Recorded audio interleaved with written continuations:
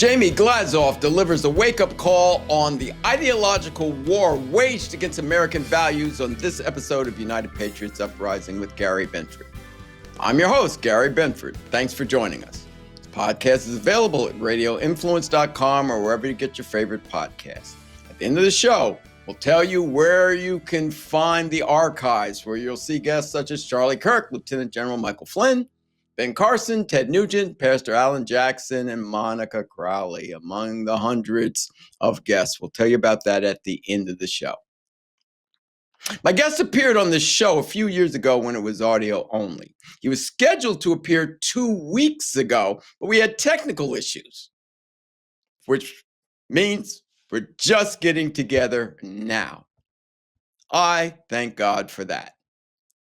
If bringing back his riveting book published 17 years ago entitled United in Hate, the left's romance with tyranny, terror, and Hamas was a hot button issue then, it's off the charts now after President Trump took out Iran's axis of evil leadership. So, without further ado, let's get into it. My guest is a historian, journalist, political analyst, author, and public speaker, among many other things. He's the editor of Front Page magazine and the host of the web TV show, The Glazov Gang. He's back in the nick of time to deliver a wake-up call to recognize the ideological war being waged on American values while also sending up skyrockets in regard to the consequences if we ignore it. Reviving and re-releasing his riveting book, United in Hate, Left's Romance with Tyranny, Terror, and Hamas. I welcome back to the show, Jamie Glazov. Jamie, how are you? That's a great introduction. Thank you, Gary. I really appreciate it. You would be a good announcer in boxing or a good boxing promoter. Well, okay, but right now, okay. You got that because the timing is just so right. As I told people in the intro, 2 weeks ago, this was supposed to go on. We had technical difficulties, and look at what we would have missed out on. So, but before we talk about how your book applies to what President Trump has done, the foreword to your book was written by Mike Huckabee, our ambassador to Israel. And you also got praise from the likes of Lieutenant General Michael Flynn, Daniel Greenfield, and Trevor Loudon, who've all been guests on this show. The book focuses on how and why the left aids and abets those who seek to destroy America, which you wrote 17 years ago. But we're looking at it right now. Look at the Democrats. We take out these evil, evil people that are up there saying death to America, and they're saying, you shouldn't have done that. Gary, I don't think I need to tell you this because you're an expert on the Bible, but Ecclesiastes tells us there's nothing new under the sun. Right? Solomon knew because he did and tried everything. Been there, done that. Yeah. Well, he didn't have T-shirts. He bought, whatever. Yeah. So, Jamie, I guess I have to ask you. Yeah. Are you surprised by the left's response to taking out people that want to blow Israel and the United States off the face of the earth? And it's one thing if they're going to do it on the down low, but they deaf to America. What part of that don't we understand? So Gary, thank you so much. And I appreciate your passion for my book and for what I am trying to do, because I've been doing this since I was a kid. And we'll get into your background, but so this is explain the lunacy of the left right now, their stance. Well, look, in the mid-30s, second half of the 30s, in the Soviet Politburo, Stalin would come up and make it very clear while he was giving his speech that there's going to be a purge, and it's very clear to the people sitting in the audience that they're going to die, and they're running out going, Stalin, Stalin, Stalin. So something weird going on here, right? So when leftist feminists travel to the Palestinian territories to help out with the, agenda against Israel, and then they get raped and brutalized, and then they don't even talk about it, and come back where if even if some of them can get back, but that's a I document that, and there's other stuff we can talk. Something's going on there, right? So Gary, I often say this: if there's a person that wants to do suicide by cop, what if that becomes an entire national movement? Explain suicide by So, cop so people will understand what that means. well, somebody that just, has a death wish, doesn't want to live anymore, and goes out and starts provoking a police officer to get shot, right? Which, by the way, right? Hold on. Which, by the way, as you know, what happens with Muslims about dying in a holy war guarantees you allegedly paradise in the dark-haired virgins. Yes. So go out in a holy war, strap a bomb to yourself and blow yourself up. Bingo. Same thing. Now, on the left, so there's a death wish, obviously, in Islam, in all these totalitarian regimes. So we know that this is in communism. We know that this is in Islam. But the leftist believer, you see, this is crucial. You bring this up, Gary. What a pleasure to always speak to you and with you, because when you want to change, when you want to get back to Eden without God, and you think you can do it without God, and you think that you can mold man like clay and create the new Soviet man, they want to create a new human being. They believe in the unlimited possibilities of the human condition. Okay. But I'll try to make this quick here because it's just all so, and I don't mean, it's all so complicated. I'm the only one that understands it. I struggle with this too. But the leftist wants to create a perfect utopia on this earth, and they want to create the perfect human being. But you can't create a perfect human being. Only God is perfect. Only Jesus is perfect. And our main reason being here, apart from appreciating our God's creation life, but we need to get on our knees and say mea culpa and repent and thank Jesus Christ for dying on the cross for us. Hopefully that we can achieve redemption and salvation through Jesus. But the left believes that we don't need that. We are God's. Now, so when they're trying to build the world, they see that they can't do this. Every time they're trying to create heaven on earth, they create hell. And they hate humans. They hate man for who and what he is. But if you keep hating humans, what are you going to think about deep down when you look in the mirror? And there's somewhere where the left is trying to achieve its own immortality through the blood of humans and of themselves. There's a very deep-rooted death wish here. And it's no coincidence. And so when the left cried when Stalin died or tried to masquerade it, and so they're taking off their mask more and more. The left always wore a mask and it would come off, back on, come off, but now the mask is off. But with 9/11, I documented in United in Hate, they were cheering. The left was in euphoria. It was in ecstasy. They were depressed with the fall of the Soviet Union. They needed this altar to worship at. And then it was Islam, and it was ground zero, you see, because when the terrorists perpetrated ground zero, they need to destroy the old earth, the Judeo-Christian tradition. They need ground zero so they can build their paradise on top of it. And they were in ecstasy. But then when bin Laden died, the left was in misery and sobbing and sad. And a lot of them camouflaged it. And we can go on and on about this. Every time that there's a tyrant, a terrorist, deep down, they're worshiping him. And sometimes it's out in the open. And it's very out in the open. Now, of course, I know that. This is what I study. So even with October 7th, what I document in United in Hate is Stalin's killing fields reach a max. The leftist fellow travelers started traveling over there, worshiping at the altar of Stalinism. Whenever the killing machine of our enemy is at a height, the left goes into ecstasy and starts worshiping more. So I showed that with Stalin's killing fields, Mao's killing fields, North Vietnamese killing fields, Castro's killing fields, Sandinista killing fields. The left gets into ecstasy. They love that killing machine because they're living vicariously through it.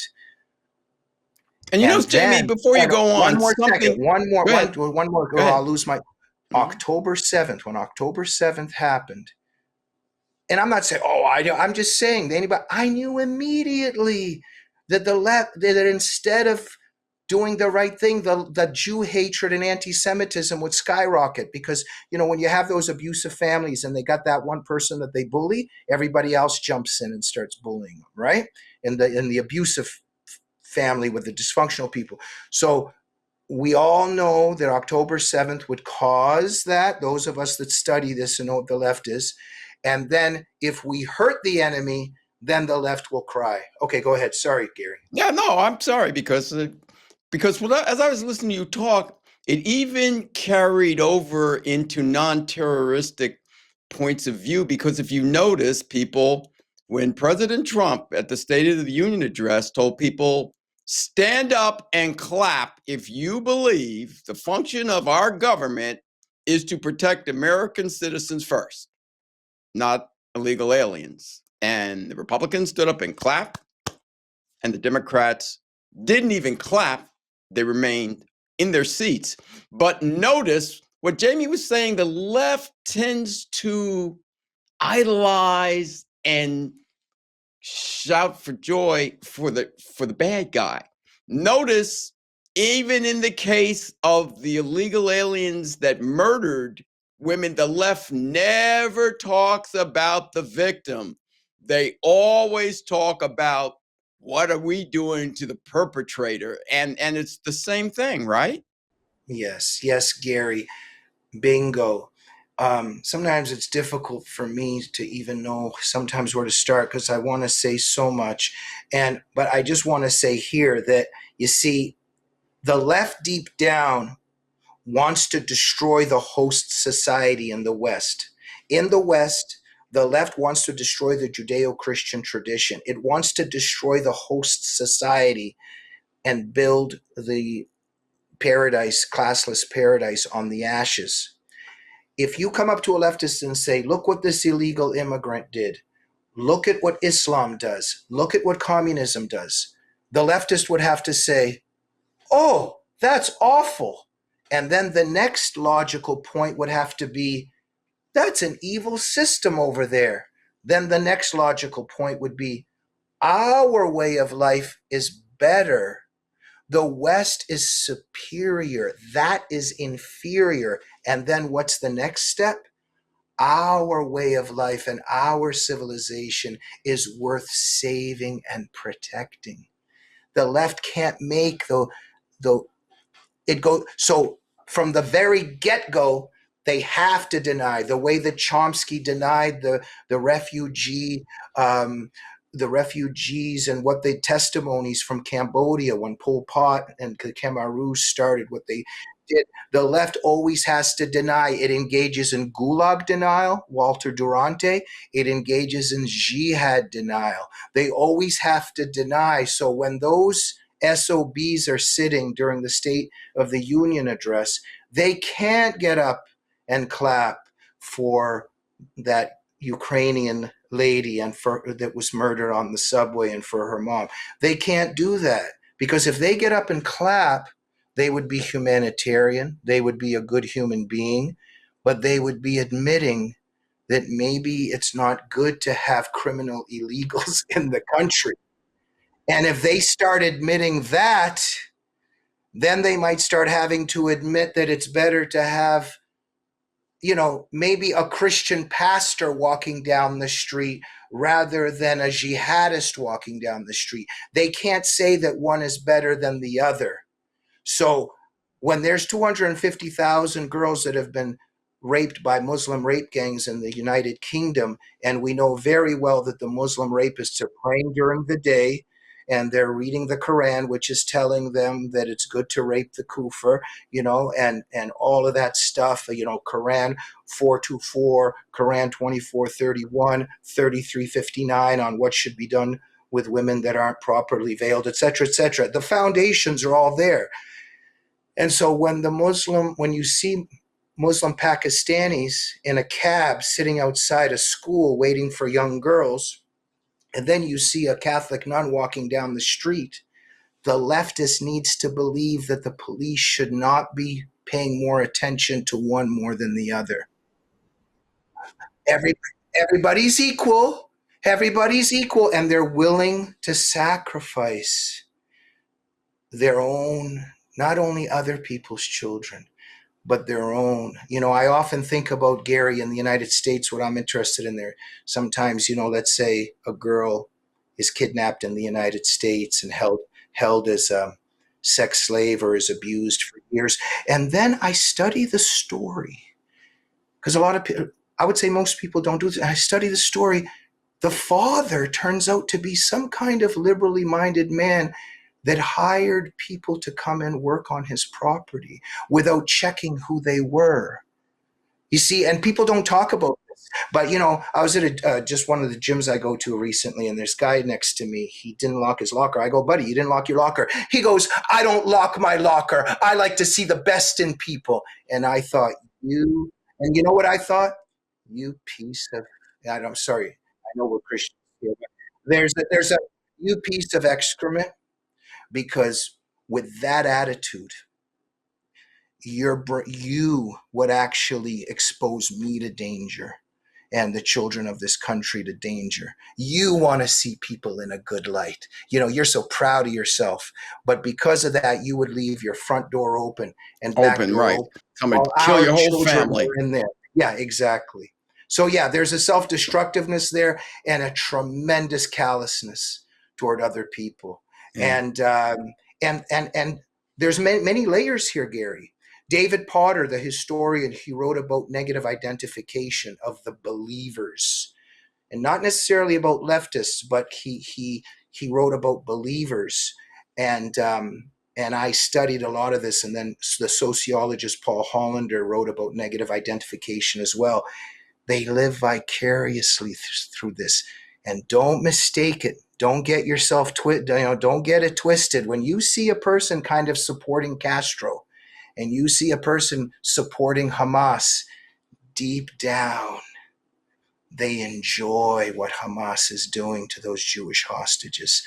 There's a lot of evil in their hearts, and they're living vicariously, and they're exercising their own sadistic and totalitarian impulses through these tyrants that they're supporting. Gary, the period we're just coming out of, what they tried to put into our bodies, right? Mm-hmm. And the face diapers they tried to put never on took us. it, never wore it unless I was forced the nicest neighbor. Oh, what they wanted to do with us. To us, right. What they wanted to do to us. And they did a lot of stuff to us. I couldn't even lay in the sunshine in certain places where I like to lay in the sunshine during that time, and people were calling on me, etc. But my point is, they couldn't just yet put us in the gulag, but imagine if they had the power to do it. And so guess what? Yeah. That was their test run. Let's see if they'll comply. And I want you to comment on this, because, Jamie, for the last 75 years, there was one group of people that we could always count on not to comply. And that was the college kids. Down with the man, down with the man. The college kids would always rebel.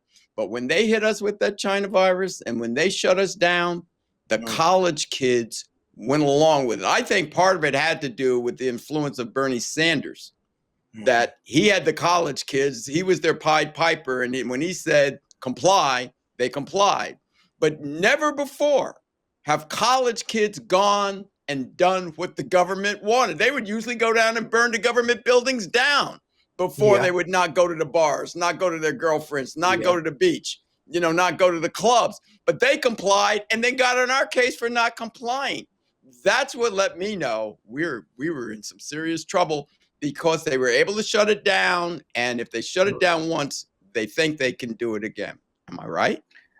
Absolutely. And Gary, just tying this back in with the death wish again here. David, for instance, David Horowitz, in God bless his soul. Yes, he He's was on the passed show away. several times before he But passed. I Yeah. owe my career and my life Mm. and my professional life to him. He brought me onto front page 25 years ago. But in Radical Son, his memoir, he writes about this one leftist woman, friend of his when he was a leftist, and there was a rapist in the neighborhood. And he happened to be black in terms of the descriptions of him. And she wasn't going to be racist. And she left her back door open because she believes in a better world. And they found her raped and dead, right? I'm very interested in that belief system that you are ready to give your life for the idea.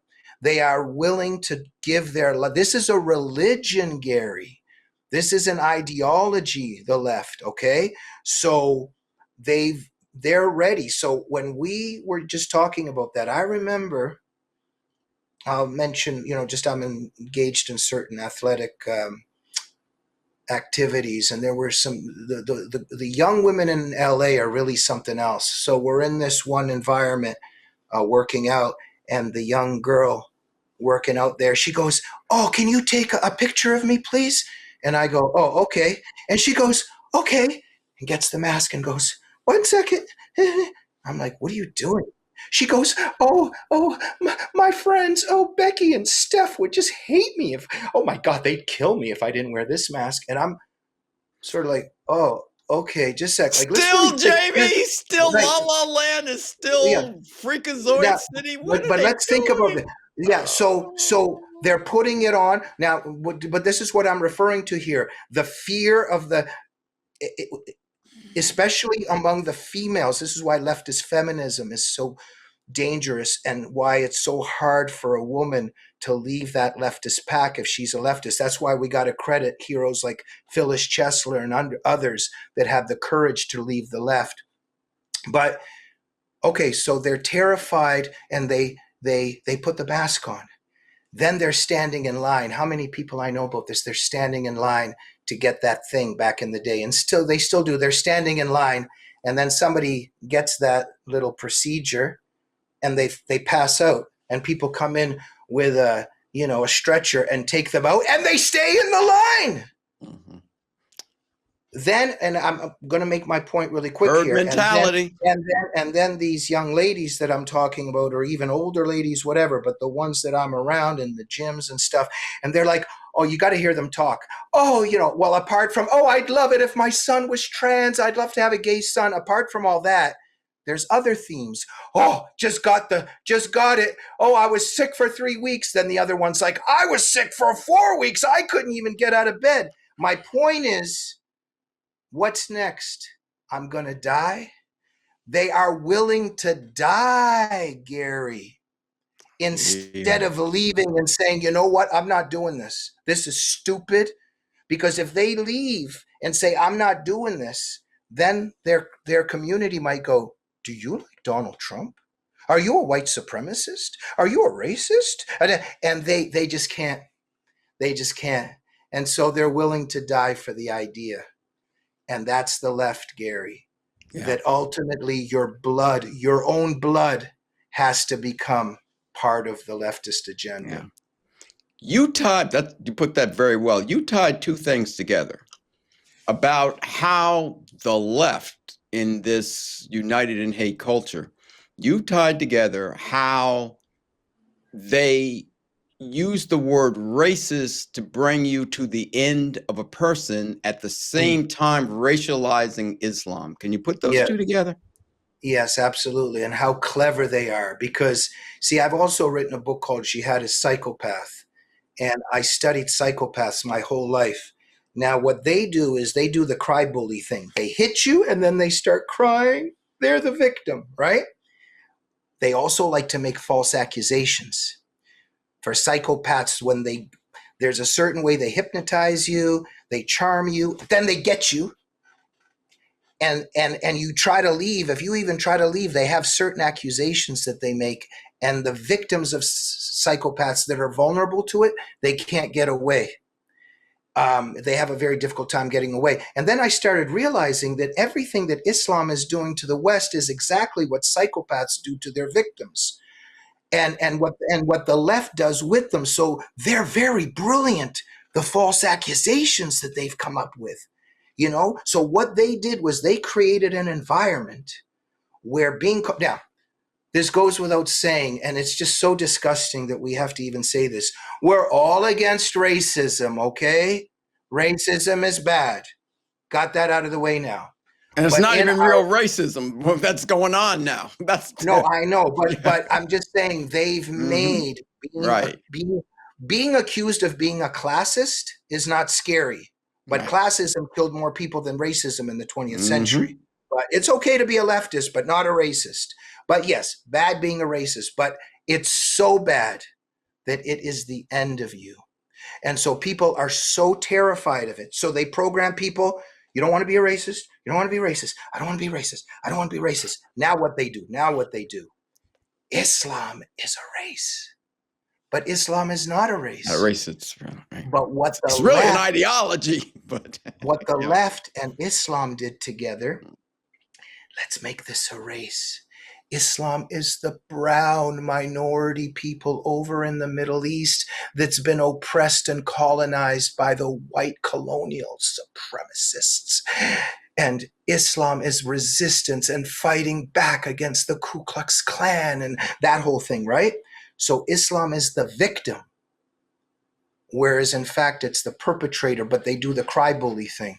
So you say one word against Islam now, bang, you're a racist. You hate all Muslim people.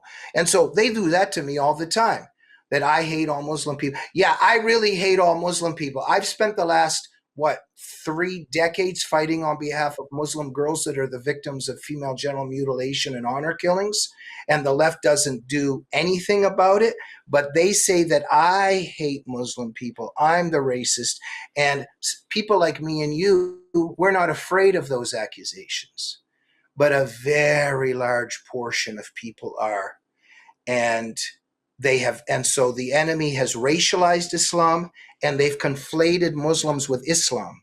So if you criticize Islam, it means you hate your nice neighbor across the street that happens to be a Muslim, but he knows nothing about the Quran, doesn't follow any of it, but they say that you hate him. So they're very clever how they play this propaganda game. Jamie, what's the end game for them? United in hate. What is the end game? What are they trying to do? Is it just completely collapse Western civilization? And if so, what do they want in its place? So it all comes down from the top, because Satan wanted to, I don't know, Gary, maybe you can teach me. Satan either wanted to be God or greater than God, right? So like God. So false. So yeah, but then he can't do it. So he'd rather reign in hell than serve in heaven, right? There you go. So he passes this virus down to humans. He passes it down in terms of what he wants.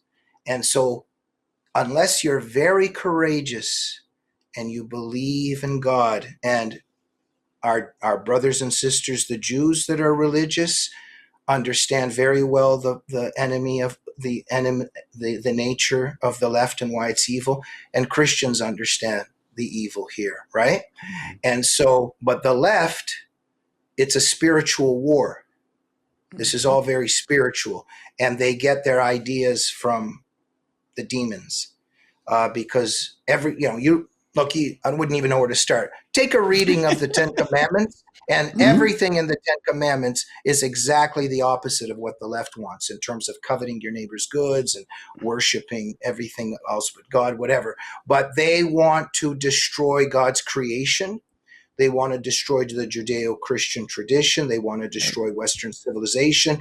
And Charlie Kirk, God bless his soul, said it in one sentence, right? Just like Ronald Reagan summarized the Gulag Archipelago in one sentence, the evil empire, right? And Charlie Kirk said, Islam, I don't know exactly the words, but he said, Islam is the knife or weapon with which the left wants to destroy its own society, right? And that's half of it, because as you know, there's the other half. There's the communist half, and that's how we have this red-green axis, of hate and destruction.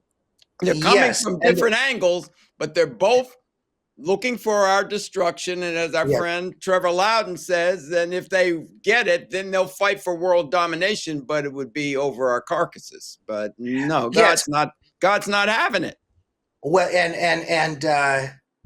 well, yeah. I mean, but we know God's having it in the sense that it just the timeline here. Before Jesus comes back, we know that it's going to get worse before it gets better, Yeah. and there is free will, and we know who Mm-hmm. rules down here. That's why Jesus had to come and give his life for us. Amen. On many levels. Wait, what I mean on many levels is I'm just saying that when Satan tempted Jesus in the desert and said, I'll give you all those kingdoms, Jesus didn't contest the claim Mm-mm. because they are his. They are. This is He his owns place. them. Right. It is Yeah. his. So this is his Right. place for a Yeah. certain time, and Mm-hmm. he's trying to do all this stuff. And so the left and Islam, they are working with him. And so Islam wants to create the Sharia paradise, and we know what they have to destroy. The left wants to create the classless utopia. We know what they want to destroy. They want to destroy the same thing together. So they're Mm-hmm. united in hate. And then, Gary, you're absolutely right, because that ain't like once they kill all of us, that ain't going to stop. They, Right. the experts on Right. Stalinism, they explained it. That killing machine doesn't stop; it just turns Mm-mm. inward, right? So Mm-hmm. first they find the kulaks, then they kill the Christians. Da, da, da, da, da. Oh, we're running out, we're running out. But then the No Yagodas fun. begin to kill the Yagodas. Yagoda was an executioner. The Yagodas begin to kill the Yagodas. It turns inward because they got to keep killing, killing, killing. So Shia in Islam, Shia Sunni, they're killing each other. Then if they kill all, that killing machine has to continue because the human blood is what keeps these totalitarian systems There you go. alive. And you know what? Since you mentioned Stalin, let's take it back a little bit because you said something that was just so profound to me when you were talking about, and we talk on this show a lot about the useful idiots. You know, they thought it was about their issues only to find out too late it was always about the revolution. And Lenin coined that phrase, I do believe, useful idiots. I use it a lot on the show. But when you were on with Naomi Wolf, and I enjoyed that you're talking with Naomi. She's been on here several times, and you know, you told her in regard to this about you heard about somebody you know went up to a KGB officer after you know they're in bad shape, and he goes, "You deceived us." To which the KGB officer said, "You wanted to be deceived." And boy, that just hit me like bing, you know, because the Bible talks about itching ears, and Satan will scratch your itch. So, my question to you: does it really matter who knows or who doesn't know if they're a useful idiot? They're still a useful idiot.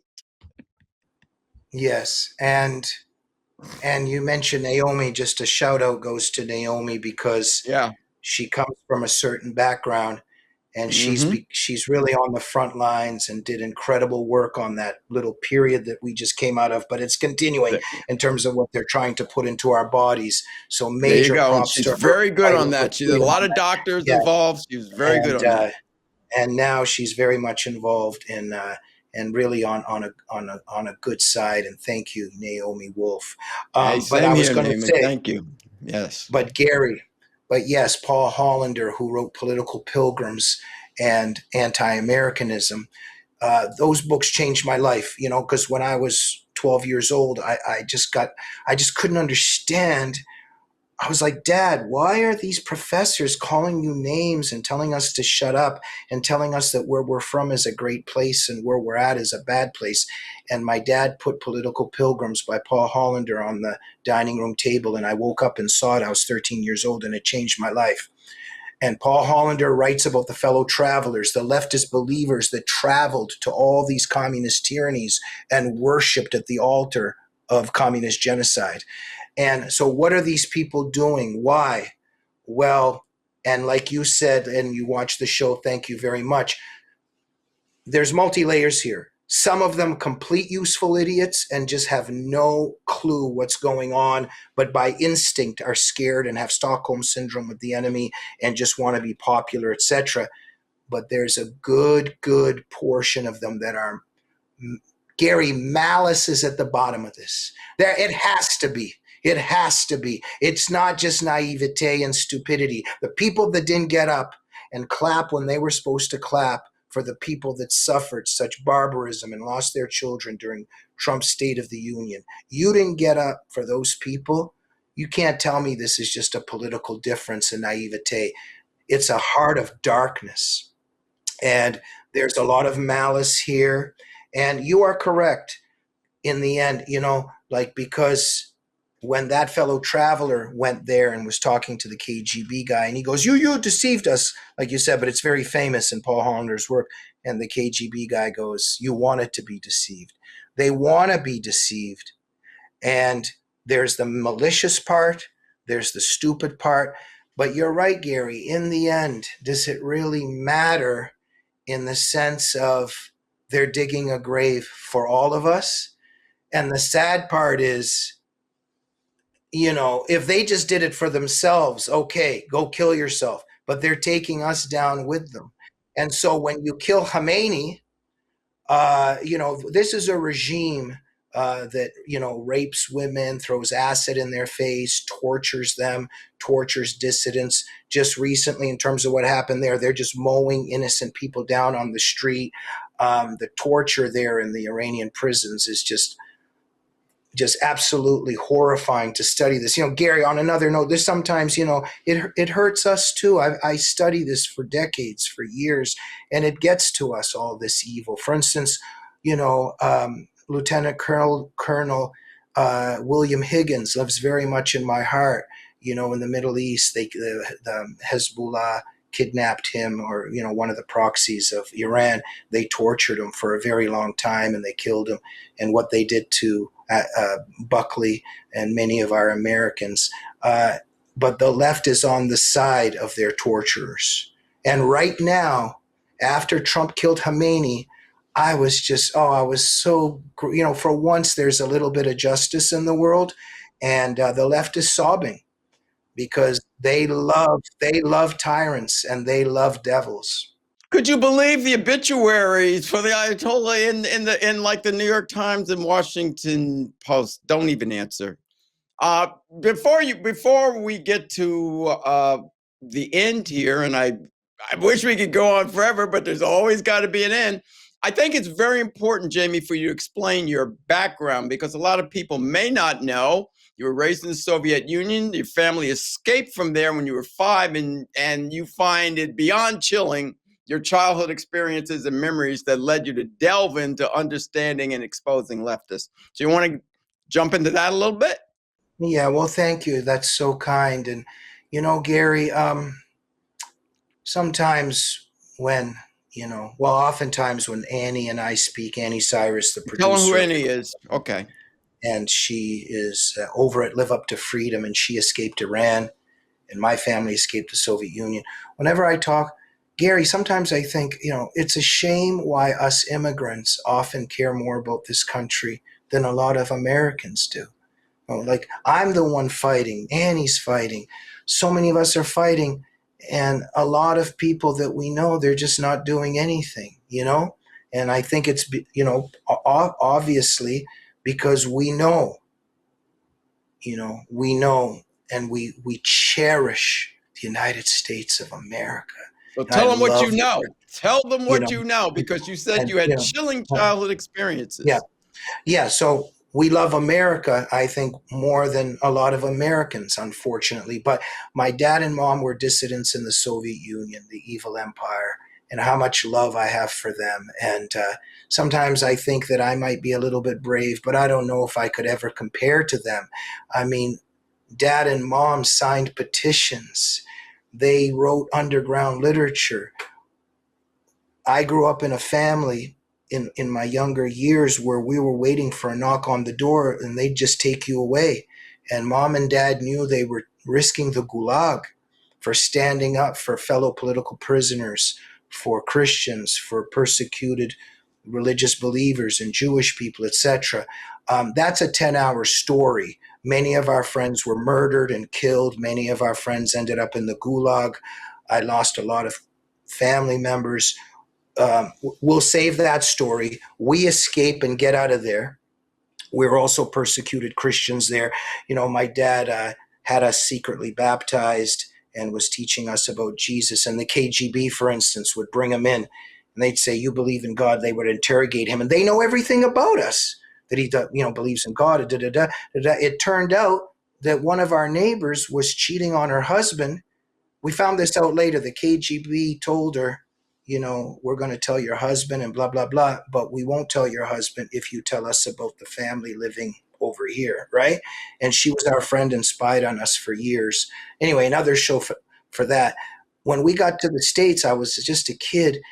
Oh, my mom and tells me I would be standing in front of Burger King and the supermarket, seeing all the toys and the food. You got to understand where I came from at a young age, and I was in America. And even though I was just a little kid, you can breathe the air of freedom. And I fell in love with America, and I love America. And then all the conversations at our dinner table and how I was raised and how much we were worrying for the people we left behind and the people in the prison camps and being tortured and the totalitarian nightmare we escaped. And then as I'm getting older, there's these people and they're calling my dad a racist and a fascist and telling him to shut up. And they love the Soviet Union and they love Castro. I'm just a kid. I'm like, yo, who are these people? What's going on here? And they're telling me that where we are is awful and where we came from is great. I'm like, who are these people? And then I learned that they're leftists and I hate them. And I began to study who they are. I would say to Dad, why does that professor over there love Castro? Like Castro would kill him within 3 seconds if he said something to him and was over there, right? And so my dad educated me and stuff. And but I'm that story of immigrants from the Soviet Union and who fell in love with America. And I dedicate my life to defending this country. And this is a beautiful country, the best experiment in the world. And I cherish its freedom and its liberty and its Judeo-Christian foundations. And you want to destroy this country, I'm the closest thing to an enemy that you'd want to see. And, and I want to study not just the enemy abroad, but the enemy at home. Who are the people that come in and then open the back door and open the front door and gag our mouths and tie our hands behind our back and come outside and go, "You can come in now. You can come in now." That's who the Democrats are. That's what the left is doing. That's what Biden was doing with the open borders, et cetera, et cetera. So what we see what Mamdani is doing now, and with all those followers of Sharia taking over the streets and screaming Allahu Akbar, which, by the way, doesn't mean God is great. It means our ally is greater than your God, and we're going to kill you. And so I want to fight and expose the psychology of the people who right now are crying that Khomeini died. And that's my life purpose, is to expose how they think. Because Sun Tzu told us, you got to know your enemy. And a lot of people don't want to know it. And I'm very frustrated by even a lot of conservatives around us, because I have conservative friends and they're doing their barbecue and they're like, if that jihadist shows up on my front doorstep, I'm going to shoot him dead. I've got a gun. It's like, okay, but why don't you get involved? And maybe that jihadist wouldn't have to be here in the first place, but a lot of them don't want to get involved. And that's the tragedy. I hear you. Jamie, you put that so well. It has been so wonderful talking to you. The book is United in Hate. We got people up on the ledge, so let's get them off.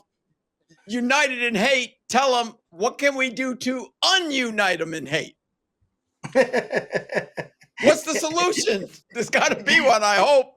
Well, well, the first thing we got to do is see. Okay, let's just go in stages here. First, let's try to get rid of the Islamic blasphemy laws that are already here. We're not even allowed to talk. So they've succeeded in that. You know, Stephen Coughlin in his book, Catastrophic Failure, he shows that the Muslim Brotherhood has already penetrated the White House and our institutions. For years, yes. Can you imagine during the Cold War that our officials are getting advice from the KGB? That's what's been happening up until Trump. By the way, I love Rubio. What a guy. I mean, he has really grown. He's grown into this. Oh, man. Did you see him give that little talk the other day in front of the press? That guy is great. He runs rings around people. Yeah. I'm so happy who Trump has brought in. But I would just say, to begin with, there's an unholy alliance. We need a holy alliance. Not to say that we're holy, but there's a book in preparation, and I'm contributing an essay to it. So is Josh Hammer and others. It's the Holy Alliance. And we're not saying we're holy. God is holy. But we need to bring Jews and Christians together. Mm-hmm. We got to really, really work on this, because it's the leftists and Islamists, and they want to kill Christians and Jews and everybody else for that matter. But we need to unite. I just want to stress that. And I know we're united, but we need to unite more and work on an alliance, a very strong alliance between us. And in many respects, it's symbolic now in terms of Israel and Trump acting together against Iran, right? But I'm very concerned about this growing Jew hatred, not just in the West, but even in our ranks. And we know the individuals that are involved in, I guess, what's called the woke right now. So that's very worrying. But let's tell the truth. Let's do what Sun Tzu said. We got to know the enemy. Let's start telling the truth about the enemy. Let's tell the truth about who the left is and what they believe. Let's start looking at the verses in the Quran and in the Hadith. Let's start being honest about that. You know, it doesn't mean we hate Muslim people. We love Muslims because they're also the victims of Sharia and of Jihad. But let's be honest about Sahih Muslim 6985, the genocidal Hadith that says all Jews need to be killed, or the day of judgment will not come. There's a reason why jihadists are always referencing Sahih Muslim genocidal hadith. So let's look at that and try to understand what it means and what the consequences are of it, right? So truth telling, number one, and uniting. And I guess we'll save this for another time. But we need to start being very honest about who the enemy is. And also supporting the people on the front lines. If you don't want to get involved, support Gary Binford, support the Glazov gang, support what Charlie Kirk has left behind. You know, very good people over there. The David Horowitz Freedom Center. We've got a lot of freedom fighters. Support the people who are fighting for freedom. There you go. Jamie, thank you for coming on. The book is called United in Hate. Please tell people where they can get the book, how they can get in contact with you, and anything else you'd like to promote. Well, thank you so much. Please watch my show, The Glazov Gang, especially on our Rumble channel, because YouTube beats us up a lot. But Gary, I got so tired of watching cable news over the years, and they're not asking the right questions. They're not bringing on the right guests. Somebody like you is just doing a superb job, and that's what I wanted to do. I wanted to get on and have real conversation, because we know that there's a blacklist out there, like even at Fox News. Hey, there's a lot of great people there. I love Hannity, love Judge Jeanine, love Jesse Waters, but there's certain people, if you've noticed, they don't invite anymore. And there's certain things they can't say anymore. They got to put radical in front of the word Islam. When was the last time we seen Robert Spencer on there? Wonder why. But so please watch the Glazov Gang, because we have honest discussions. Go to jamieglazov.com. It's an honor for me to work at frontpagemag.com. That's David Horowitz's organization. God bless his soul. But the David Horowitz Freedom Center is still on the front lines, and Front Page is one of their main intellectual flagships and think tanks. And go to Amazon and buy my book, or just go to frontpagemag.com and get my book in our bookstore. Gary, what an honor this is. And it just feels so nice, Gary, because we are so marginalized. You would think that this is an important message.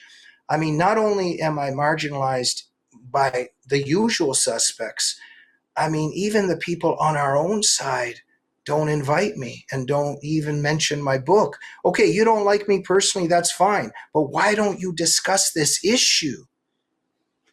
I know the feeling.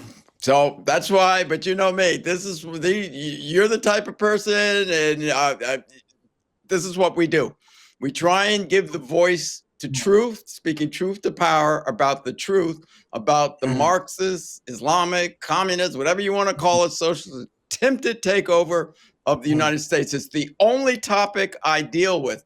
And I have told almost now in 5 years, 200 guests, I'm mm. sorry, you're a great guest. There are many other shows out there, but I'm single-minded in this because Mm. this is all about what's about bringing down our country, and it's got to be stopped right here, Yes. right now. Jamie, Well, thanks for coming on. Gary, maybe just 30 seconds. I think Yes, it's indeed. important to end this because a lot of people listen and they get disheartened and we're losing, et cetera, et cetera. And, you know, there's two there's many places in the Bible that bring me to tears, two places especially. One is when Jesus raised Lazarus and that Jesus wept right before he Mm-hmm. raised Lazarus. Shortest verse in Then the Bible. Yeah. important to end with this, I think, because I just think about it all the time. And after Jesus was crucified, when the ladies went, and maybe you're more of an expert on exactly the situation here, but it was Mary and Joanna, not Mary the mother, but Mary Magdalene and Magdalene, Joanna, right. yeah, some other ladies. And they went and they were so sad. And the apostles are back crying wherever they are. And they come and the tomb is open and there's this gardener Right. and Why are you other people. crying? And he says, why do you look for the living among the Among dead? the dead. Right. And I often think about when they were running back, and what must have been on their mind and what they were going to tell the disciples when they got back there. And I often think, Gary, no matter, sometimes we think it's over, but in the blink of an eye, God's got a different plan. And we need to hold on to that, you And know. Jamie, along those lines, just remember Satan, you know, Satan, like people do that thing where opposites. What's the opposite of right, left? What's the opposite of up, down? What's the opposite of God? Satan? No, he's not. Satan's a created being created by God. Was Lucifer, fell, got kicked out of heaven, thrown down to earth. He's a created being. He's not the equal of God. Mm, Satan does not win in the end. Amen. absolutely. Absolutely. Jamie, well, How come you didn't become a pastor? I'm a minister.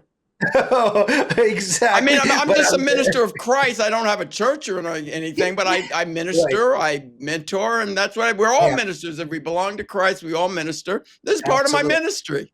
No, I know, and I'm kidding in the sense that I want to hear more of that because right now we're having a political show, but uh, but I'd love to hear some of your sermons.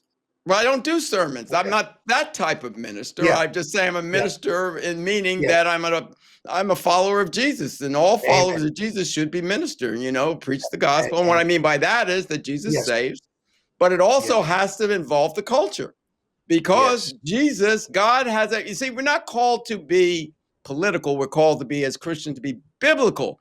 And God Mm, has an opinion on abortion. He has an opinion on same-sex marriage. He has an opinion on open borders, an opinion on how many sexes there are. He has an opinion on the sovereignty of a nation that's birthed under Judeo-Christian values.